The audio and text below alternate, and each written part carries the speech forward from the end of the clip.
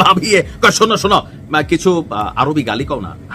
ভাবি দেখো আমি আরবি গালি জানি না, ভালো ভালো শব্দ জানি। কারা জানে কমেন্টে আরবি ভাষা লিখতে, আবার না তো ফেসবুকে বা ইউটিউবে কমিউনিটি স্ট্যান্ডার্ডে ধরবো। তোমার গালির কেন প্রয়োজন হইলো?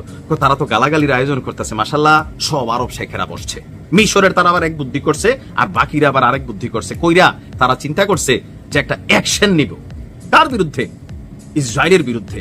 সব আরব বিড়ালরা, বাঘ তো দুই একটা আছে, ইরান সহ আর একটা রাষ্ট্র আছে, কিন্তু বাকিরা যারা আছে ভাবি আবার তাদেরকে বিড়াল বলে। আমি না দেখো বিড়াল না, হয়তো ম্যাচো বা গ্যাছো বা কোনো বাঘে না, সবটি বিলাই।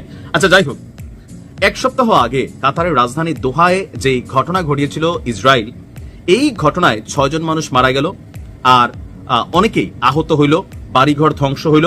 কিন্তু ঘটনাটা ঘটার পরে আরব বিশ্বের যে রিয়াকশন হবে আমরা আশা করতেছিলাম সেরকম কিছুই হয় নাই। তবে অলরেডি এটা নিয়ে দুইটা মিটিং হয়ে গেছে। তো মিটিং এর পরে কি আসছে দেখেন।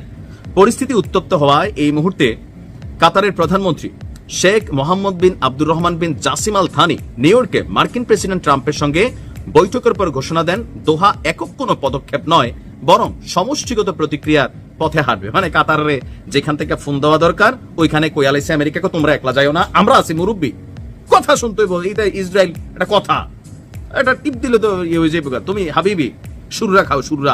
ইতিমধ্যেই এই বিষয়টা নিয়ে যখন আলোচনা মানে একটা বৈঠক হলো, তো সেই বৈঠকে আমরা কি দেখলাম, ইসরায়েলের বিরুদ্ধে এই আরব রাষ্ট্রগুলো নিন্দা জ্ঞাপন করবে, নিন্দা জ্ঞাপনের প্রতিক্রিয়া জানাবে কঠোর ভাষায়। সৈয়দ বাডাং যখন ইংলিশ বাংলা সবকিছু মিলাই আসে, ওই ভাষায় তারা ইসরায়েলের বিরুদ্ধে অ্যাকশনে যাবে। তবে এটা কোনো সামরিক অ্যাকশন না।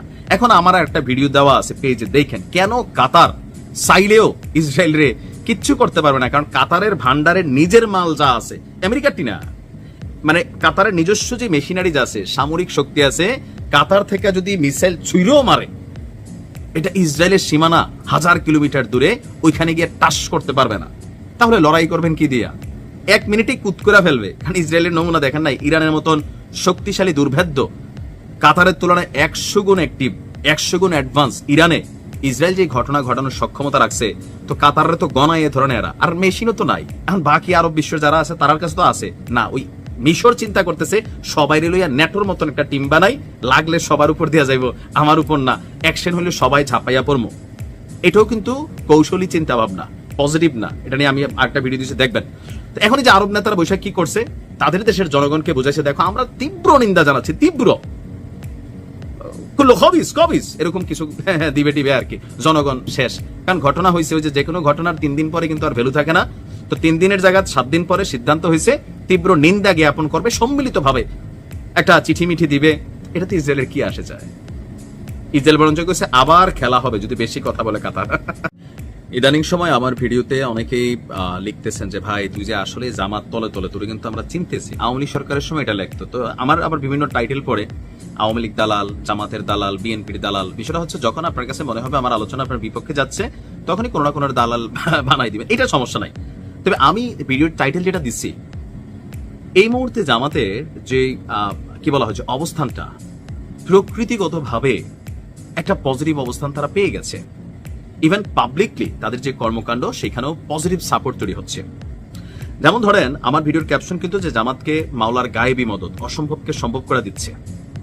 শুধুমাত্র যে অটোমেটিক আসমান থেকে টপ খাচ্ছে তা না, যে কোনো মদতই আল্লাহর পাক থেকে যখন আসে, আল্লাহর কাছ থেকে, আপনার কর্ম পলিসির উপর নির্ধারণ করে কিন্তু এটা সফলতা তৈরি হয়।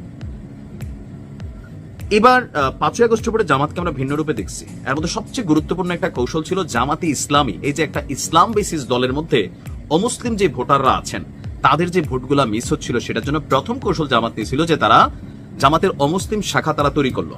এটা নিয়ে আলোচনা সমালোচনা হয়েছে, বাট তারা তাদের রাস্তায় আছে।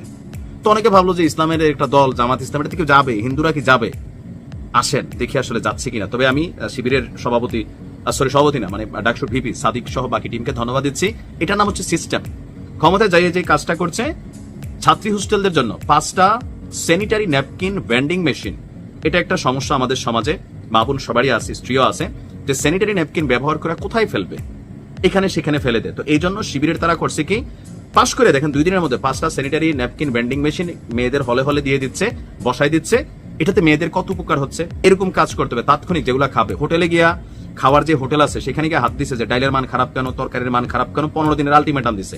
ছাত্ররা কিন্তু খুশি। আপনার বুঝতে হবে যে কোথায় শিবির খেলতেছে, জামাত খেলতেছে, এগুলোতে মানুষ খুশি হচ্ছে, মানুষকে খুশি করে ফেলতেছে। টেকনিক্যালি আপনি পারতেছেন না, এটা হচ্ছে আপনার ব্যর্থতা। আচ্ছা, চাঁপাইনবাবগঞ্জে ঘটছে ভিন্ন এক ঘটনা। জামাতের যে পলিসিটা ছিল অমুসলিম ভোটারদের ভোটগুলোকে নিজেদের বাক্সে ঢুকানোর জন্য জামাতের যে অমুসলিম শাখা খুলছিল, দেখেন সেটা তড়িৎ গতিতে কি কাজ দিচ্ছে। তাও কখন? যখন জামাতের চারদিক থেকে একটা সুবাতাস বইছে। বিএনপির জন্য অবশ্যই টেনশনের বিষয় এটা।